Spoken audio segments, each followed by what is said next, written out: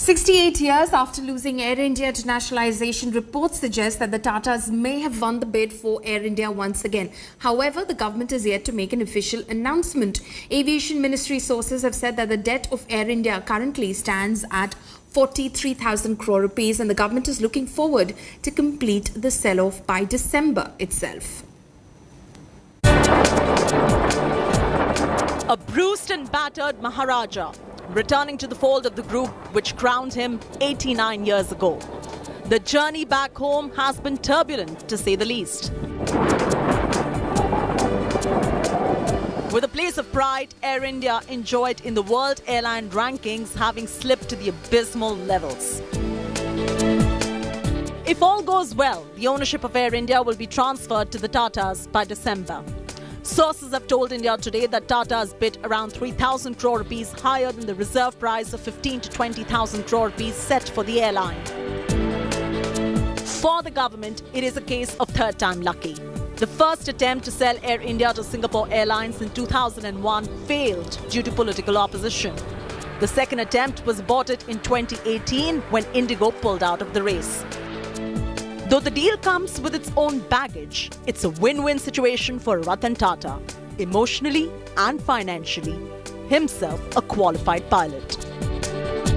Not only do the Tatas get the entire stake in Air India, it will own the budget Air India Express as well, and also half of the ground handling service Air India SATS. Air India, along with its subsidiaries, has a fleet of 172 aircrafts, 87 of them owned and the rest on lease. More importantly, it has landing and parking slots in some of the busiest international airports like London, New York, Singapore, Hong Kong and Dubai. There are also many unused slots in Russia, former Soviet countries and Bangladesh, which the new owner can exploit. Add to this, the trained pilots, technicians and other staff Air India brings with it. Two iconic landmarks, the 23-floor Air India building at Nariman Point, Mumbai, and the airline house in Lutyens, Delhi, will also be transferred to the Tatas. The government, meanwhile, gets rid of a company hemorrhaging cash. Air India reportedly has 43,000 crore rupees in debt, a hit that the government will take before handing over the company to the Tatas. The sale also pushes the disinvestment agenda of the government. For now, the Department of Investment and Public Asset Management has said that government decision is yet to be formalized. The big point of contention has always been the huge pension and medical reimbursement obligations for retired Air India employees. Tatas had also made it clear that they want zero pending employee dues. Government has reportedly agreed to this. Air India, which will be handed to the Tatas, will have most of its assets and nearly none of its liabilities.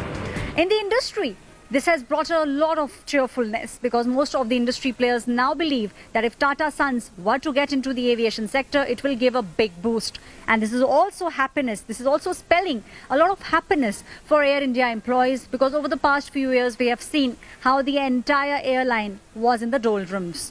We are expecting the deal to be closed in the next coming months. And according to the government, the deal will be done and everything will be sealed by December and the official takeover will begin early next year. This is Aishwarya Paliwal reporting for India Today with camera person Satya Ranjan. Now, Tatas may have won the privatization bid for Air India, resulting in the Ghar Wapsi of the iconic airlines to the Tata fold after 68 years. But what does it mean for the passengers of the airlines? Will privatization help with the modernization of the failing airlines? Here's more on that story. Boarding an Air India flight, an experience millions of air passengers will be familiar with. Flying on India's national carrier, common on national and international travel plans. But with the Tatas all set to take over Air India, passengers will be wondering what's going to change. While much is still up in the air, let's try and answer the questions you, the passenger, have. For starters, will Air India, the brand, cease to exist? India Today hears that the Tata Group, partners in the Vistara and AirAsia Airlines, could be looking at the possibility of bringing all its airline ventures, including Air India, under a single entity.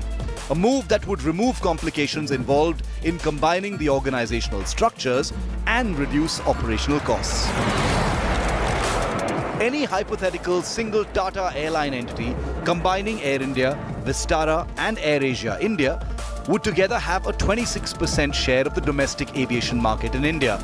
Sizable, but still much lower than market leader Indigo that has a giant share of 57%. The next question, what about Air India's famously subpar interiors of its aircraft? Owing to Air India's terrible financial state for decades, some of the sad occasional hallmarks of Air India include poor upkeep of aircraft interiors. With a private company like the Tatas set to take charge, passengers should expect an immediate sea change on this front. Spruced up interiors on the lines of Vistara or AirAsia. Another complaint has been the lack of modern amenities common on other airlines. On Air India, passengers have long resigned themselves to old or non-existent seat facilities like entertainment consoles. With the Tatas taking charge, expect this to be a sure shot change, with charging points, entertainment consoles and other facilities on every seat. While Air India staff have strived to put on a more professional face for passengers, aloofness and indifference have frequently been complaints. With a private player now controlling the airline, passengers can expect more polite and empathetic cabin crew and ground staff. In addition to these, passengers should expect more robust ticketing, deals, and a much more efficient online experience. The takeover and conversion process will take months, but at the other end of the tunnel promises to be a cleaned-up Air India set on a trajectory towards financial viability, and a true competitor for passenger loyalty and love. The symbolism of the Maharaja's original Namaste will hopefully be back. Bureau Report, India Today.